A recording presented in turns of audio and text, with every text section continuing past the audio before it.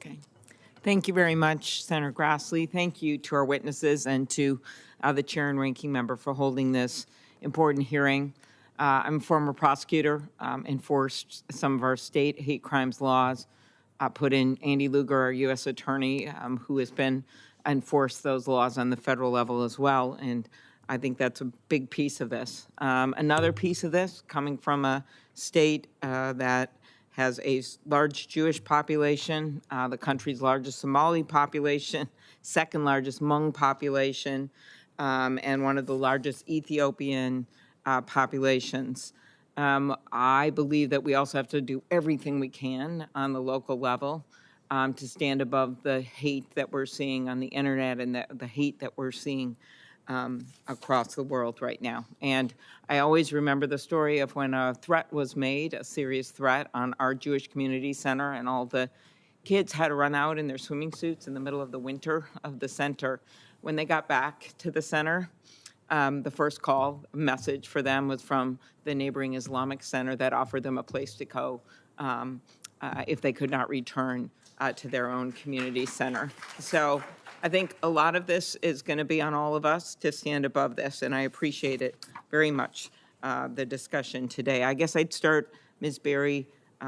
We have, I know in our state, just last year, as many as 25 Jewish schools and religious facilities received bomb threats. We had a serious case of white supremacist bombing an Islamic center in Bloomington, Minnesota that was investigated and, in fact, prosecuted on the federal level.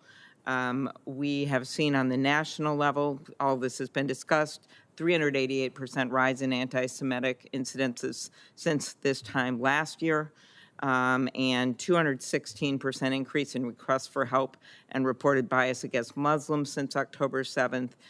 Your testimony goes into recent data on hate crimes. Can you talk more about the threats that we have seen since October 7th, and also if there's an actual underreporting of this, that the numbers might even be worse than what we're hearing?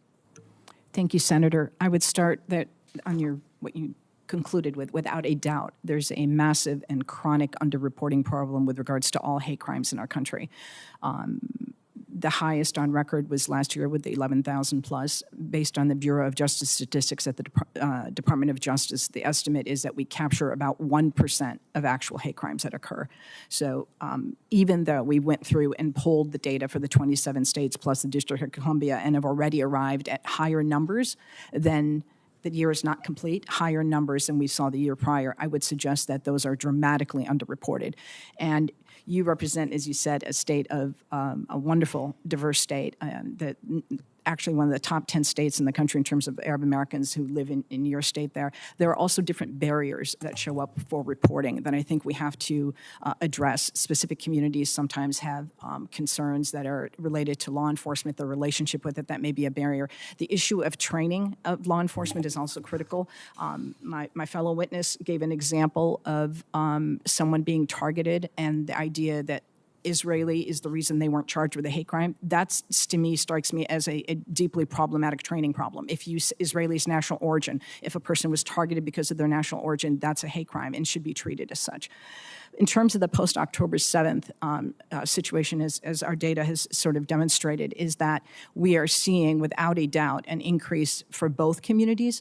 And it continues to be one where, frankly, the challenge has been that we're not having the conversation about the hate crimes. We're having conversations about speech and how do you define this, how do you do that, when the reality is we're already seeing a dramatic increase, and students are being targeted. The FBI released a report that looked at the increase in hate crimes on college campuses recently, and it's one we ought to pay attention to. It's just needing to keep the focus on the hate crime issue. I just thank you, appreciate it. I want to get some other answers, but I also would add, as I was specifically focused on some of the religious institutions and what we're seeing, we have this program bipartisan basis that we put forward for these security grants for religious institutions that I know in my state, $5 million alone, especially after some of the threats that we've seen that I think have been helpful. And I hope that we will continue to fund this in this budget coming at the end of the year. One thing that we haven't talked about, Rabbi, and I appreciate your words on the laws and what we need to do. I truly do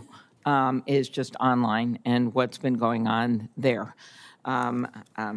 A number of us on this committee have focused on these issues with putting some rules of the road in place on tech. Not going to go into that right now, but examples of how people have become arguably radicalized by what they've seen on the internet.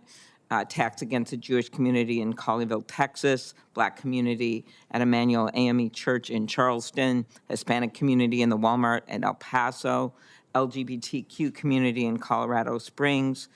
So you could just go through all of it. And do you believe that's been part of this, and how would you fix it? Because you have 1 minute, you know. I'm kidding. Go ahead. Thank you, Senator, for the question. Absolutely, it's an absolutely appalling and terrible problem. In the weeks after October 7th, for instance, the phrase "Hitler was right" was trending on Twitter, which is an incredible thing. Unfortunately, I think the best option here is education, and our kids aren't getting it. So, for example, in the first month after October 7th, I was dumbfounded, and I said, would these people online have actually supported al-Qaeda? And then a month later, it turns out they would. And guess whose letter was trending? Bin Laden. We need better education about what they're posting, and it's not going to start online. It has to start way before that. It has to start in K through 12 at the university level before they get online. Okay. Thank you very much. Did you want to add anything, Mr. Stern? Yeah, to that I would add that I think that there's a lack of focus on the flip side of the dangers of social media. How to use it more effectively against hate is something that I think should concern this committee and it should support. There's on campus, for example, there's an AI program that someone named Simon Cullen, who's a professor at Carnegie Mellon, developed called Sway. And it encourages students and anybody who has different points of view, whether it's abortion, Israel-Palestine, to moderate it, and it basically flags ad hominem attacks, it flags things that are hateful and says, would you want to rephrase it this way? It takes away the eye rolling, it takes away the anger and the steam, and it's sort of like John Stuart Mill, on AI, and I think things like that will help in this process too. Okay. Thank you very much. Thank you, Mr. Chairman. Senator Cornyn. Rabbi, when